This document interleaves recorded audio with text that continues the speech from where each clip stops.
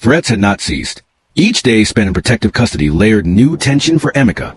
Anonymous letters slipped under the door, silent phone calls that left him on edge, and shadowy cars that lingered at the edge of his vision. Though he was technically safe, guarded by 2 state agents in a private home in a quiet part of Enugu, he understood the grim reality. The people responsible for his parents' deaths were not only dangerous but powerful and desperate. Felix, his uncle, had disappeared after posting bail. His assets were frozen. Yet the estate board had not granted Emeka full control, citing ongoing legal investigations. Don Barris, the man in the photograph, had vanished completely, as if he had never existed. The silence surrounding these events was more terrifying than any threat. Emeka felt like a ghost haunting the remnants of his former life, trapped in a world where shadows whispered secrets he couldn't uncover. As days turned into weeks, Emeka's mind raced with questions. He spent sleepless nights staring at the ceiling, replaying memories of his parents, their laughter echoing in his mind like a fading song. He clung to his father's words about bravery and justice, but each passing day made those ideals feel increasingly distant. The weight of expectation pressed down on him, and he often wondered if he was truly strong enough to bear it. One fateful night, Emeka received an unexpected visitor. Mr. Agwu, the family lawyer, arrived at the safe house, looking pale and uneasy. He carried a briefcase with trembling hands and leaned in close as he sat beside Emeka. His eyes darted around the room, as if he feared being watched. "I wasn't followed," he whispered urgently, his voice barely above a breath. "But time is running out." With a shaky hand, he placed an envelope in Emeka's palms. Inside were photocopies of confidential documents, handwritten letters, signed transaction papers, and a secret partnership contract between Barris and a high-ranking government official. The gravity of the moment hung in the air, and Emeka felt his heart race. "The Lagos port deal isn't merely a business contract," Agwu explained, his voice low. "It's a front for money laundering. Felix was just a pawn, a useful idiot, but someone much larger is pulling the strings." As he spoke, Emeka's mind whirled with the implications. Agwu revealed that they believed Emeka's father would not comply with their plans, so they silenced him. Now, with Felix exposed, they were tying up loose ends. The realization struck Emeka like a cold wave. He was the last loose end. The following morning, chaos erupted. Emeka was jolted awake by the sound of shouting. One of the officers assigned to protect him had been found unconscious by the gate, his car tampered with. The second officer had vanished, his bed still made, his gun missing. Panic surged through Emeka as he realized the house was compromised. He understood he had no time left. Grabbing the folder of documents, he stuffed it into his backpack and slipped out the back window just as the first floor lights flickered off. Someone had cut the power, plunging him into darkness. Emeka sprinted through the alleys behind the estate, his heart pounding in his chest. Every shadow felt like a trap. Every sound was a threat. He ran without a clear destination, only knowing he had to survive long enough to deliver the truth. Memories of his father showed him a path, a hidden drive inside the Obiora family mausoleum. It was a strange memory to cling to, but his father had taken him there for a reason, and Emeka sensed that reason was more significant than it understood at the time. As dawn broke over the misty cemetery, Emeka stood at the mausoleum door, covered in dirt and sweat. He pulled the plaque aside to access a small steel case. Entering the code, his father's birthday. The case clicked open.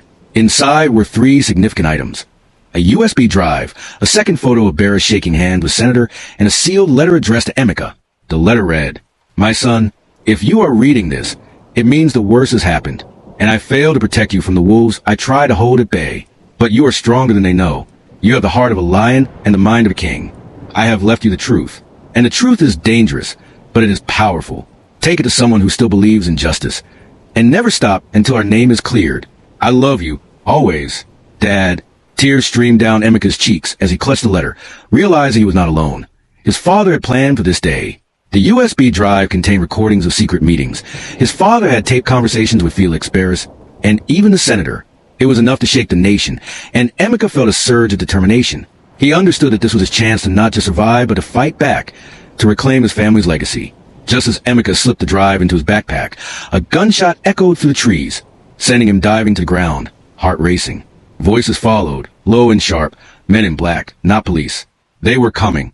Emeka scrambled up the cemetery hill, weaving between graves, his breath coming in ragged gasps. Another shot rang out, closer this time. The adrenaline surged through him, propelling him forward. He was terrified, but the thought of his father's words fueled his resolve. He would not let fear win. Then he saw her. Amaka Obi, a familiar face with a shock of short hair and fire in her eyes. Bruised and limping but alive, she shouted for him to get in the car. Without hesitation, Emeka complied, diving into the passenger seat. They sped off into the early morning mist, bullets shattering the rear window. Emeka's heart raced not just from fear, but from exhilaration. The drive was safe. The truth remained in their hands. As the city awakened, blissfully unaware of the storm brewing beneath the surface, Amaka turned to Emeka, her eyes fierce and determined. "You're about to bring down giants, Emeka. Are you ready?" she asked, her voice steady despite the chaos around them. He stared ahead, jaw tight, hands clenched around the backpack that held his father's legacy. "I was born ready." With a newfound sense of purpose, Emeka felt a fire ignite within him. The fear that had once paralyzed him now transformed into a fierce determination. He was no longer just a boy hiding from danger. He was a young man ready to confront the truth and fight for justice. As they navigated through the streets, weaving between cars and avoiding the watchful eyes of those who sought to silence him, Emeka began to formulate a plan. They would need allies, trusted individuals who still believed in justice and could help them expose the corruption that ran deep within the government and the business world. He thought of Mr. Agwu, the family lawyer, and the connections he might have. But first, they needed to get somewhere safe. Emeka directed Amaka toward an old family friend, a retired journalist named Mrs. Nwankwo, who had always supported his parents and believed in their cause. If anyone could help them disseminate the information on the USB drive, it would be her. As they approached Mrs. Nwankwo's house, Emeka's mind raced with possibilities. The recordings on the drive could turn the tide, revealing the truth about his father's murder and the web of corruption that ensnared Felix and Barris. He imagined the headlines, the public outcry, and the justice his family deserved. When they arrived, Emeka and Amaka quickly exited the car, scanning the surroundings for any signs of danger. They knocked on the door and Mrs. Nwankwo opened it, her expression shifting from surprise to concern. "Emeka! Amaka! What are you doing here?" she exclaimed, ushering them inside. "You need to be careful. The news is spreading. People are looking for you." Inside, Emeka wasted no time. He pulled out the USB drive and explained everything, the threats, the documents, and Mr. Agwa's warning.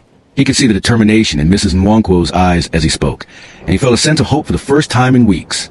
"We need to get this information out, and we need to do it fast," she said, her voice steady with purpose. "I have contacts in the media who can help, but we must be careful.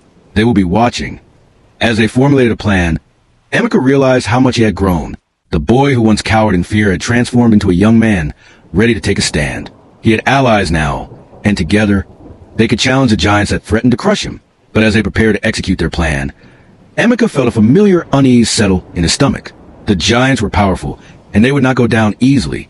The stakes were higher than ever, and the path ahead was fraught with danger. Yet, he felt a resolve within him, ignited by his father's words and the love of those around him. As the sun dipped below the horizon, casting a golden hue over the city, Emeka looked out the window, his heart racing with anticipation. He was ready to face whatever came next. With the truth in his hands and enemies on his trail, Emeka stood at the precipice of change, to be continued in Part 4. With the truth in his hands and enemies on his trail, Emeka faced an uncertain future. Would he survive the firestorm he was about to unleash, or would the giant strike back harder than ever before?